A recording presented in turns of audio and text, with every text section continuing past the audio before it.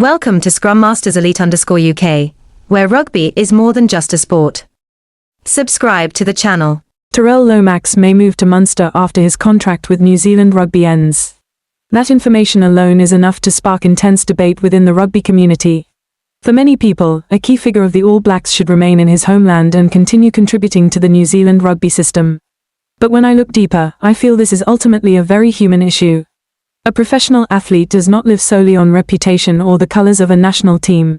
They also have families, futures, physical and financial pressures, and a desire to experience new environments. I believe what deserves appreciation about Lomax is not where he chooses to go, but the way he has dedicated himself over the years. From his international debut in 2018 to becoming an important part of the All Blacks, he has proven his value through resilience and fighting spirit.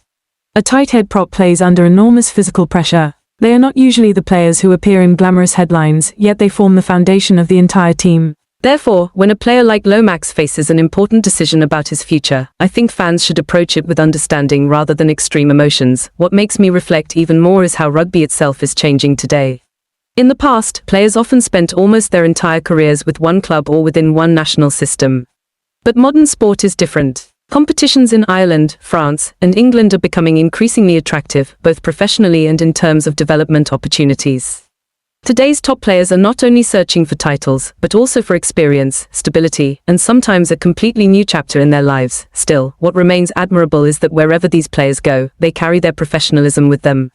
That is what I felt most strongly through the story of Theo McFarland. In his words before leaving Saracens, I did not sense bitterness or empty formality, but genuine gratitude. He spoke about the people, the memories, and the unique spirit of the club. It made me realize that elite sport is not only about victory or defeat. What lasts the longest are the relationships between people. In modern society, many people leave quietly or end things with tension and resentment. But the way McFarland said goodbye reflected the value of kindness. He still wanted to give everything in his final matches rather than emotionally withdraw simply because his future had already been decided. I think this is something deeply worth learning from, not only in sport but also in everyday life. Many people judge athletes solely by their performances on the field, but I believe character off the field is what creates lasting value. A player may score points, win trophies, or become famous for a few years, but their attitude toward life determines how they will be remembered after retirement. The comments made by Mark McCall about McFarland made me feel this very clearly. He did not only praise the player's talent, but also emphasized his humility, dedication, and professionalism. That shows that even in elite sports, human qualities still matter enormously. I also thought a great deal about John McKee when he decided to leave Leinster to join Scarlets. This may not be the most headline-grabbing transfer, but it is the one I relate to the most. Sometimes in life, leaving a powerful organization in search of more opportunities requires tremendous courage. Not everyone is brave enough to step outside their comfort zone. Leinster is an elite environment where competition is incredibly fierce. A young player like McKee undoubtedly learned a great deal there, but he understood that if he wanted to grow further, he needed regular game time. This reminds me of many young people in modern life. Some stay in famous and stable environments yet have little opportunity to truly develop themselves. And sometimes, daring to start over somewhere else becomes the most correct decision. I was especially impressed when McKee spoke about the passionate atmosphere created by the Scarlets supporters. That showed he was not only looking at the club from a professional perspective, but also appreciating its culture and the love of its community. In sport, supporters are always something special. They do not play on the field, but they provide enormous emotional energy. A strong team is not built only with money or star players, but also through the connection between athletes and fans. Through all of this, I realize that rugby reflects many of life's values. It is about competition, but also respect. It is about ambition, but also gratitude. It is about farewells, but also the beginning of new journeys. Sometimes supporters are too harsh toward athletes. We want them to be absolutely loyal, to always win, to always be perfect. But in reality, they are only human. They become tired, they worry about the future, and they face difficult choices. I think the most important thing is learning to see athletes with greater empathy. Another thing that made me think deeply was the way clubs speak about their players. Even when parting ways, they still treat each other with respect.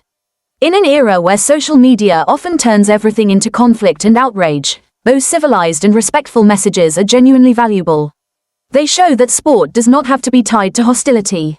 People can compete fiercely while still maintaining kindness and respect for one another.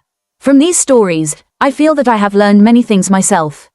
The first lesson is about adaptability. Life constantly changes, and sometimes we must step into a new environment in order to grow.